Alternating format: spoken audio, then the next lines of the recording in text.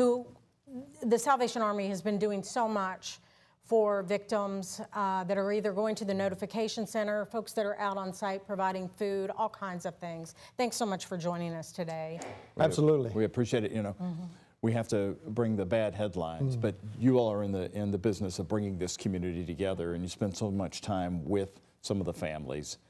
Tell us about that experience and what you heard, what you told them.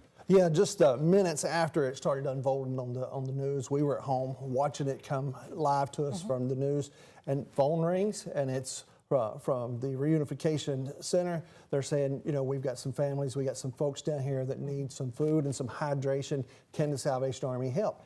Absolutely. So we went into action right away, and we started calling our volunteers and our employees to say, can we get this mobilized?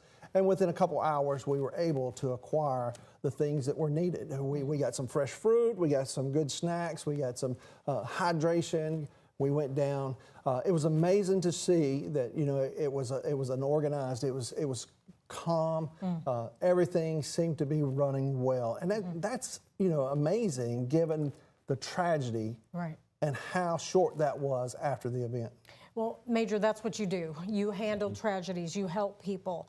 And did you have a chance to talk to some of the families that were looking for their loved ones, and just, you know, how are they doing? You know, were they, and I'm sure they were just stunned. Yeah, unfortunately, we didn't talk directly with the families, but we seen others consoling them and talking with them.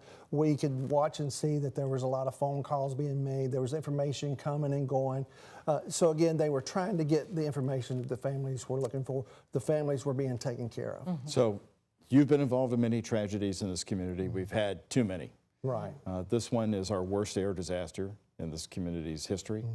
As we move forward, tell me, you know, we always talk about the generosity of Kentuckiana. You see it firsthand. I want you to give me a couple of examples that just really impressed you. Sure. You know, it is always amazing that when a tragedy happens, you know, normally we can see them coming. So it's like a hurricane or it's a tornado or it's something that we can see.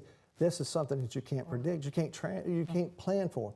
But it's amazing that we can pick up the telephone and we can call volunteers and we can call folks, and they're at the ready. They're there helping the Salvation Army. They trust us. They know that we're there in the community helping others who have great need.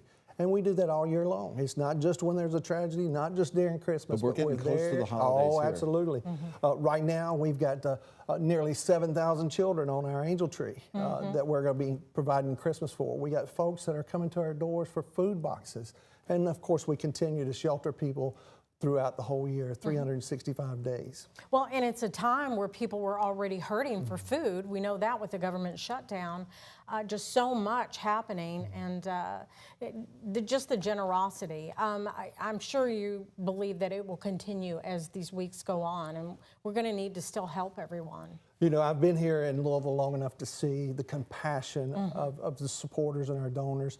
And absolutely, when things like this happen, you see the greatest in people. You see what they're truly about. And it's admirable to stand back and watch that unfold and happen. Before we wrap up with you, it's Friday. We just talked to Greg Getcher, the police captain, as we're chaplain, excuse me, as we're getting ready to go into a weekend where the churches are going to be so important.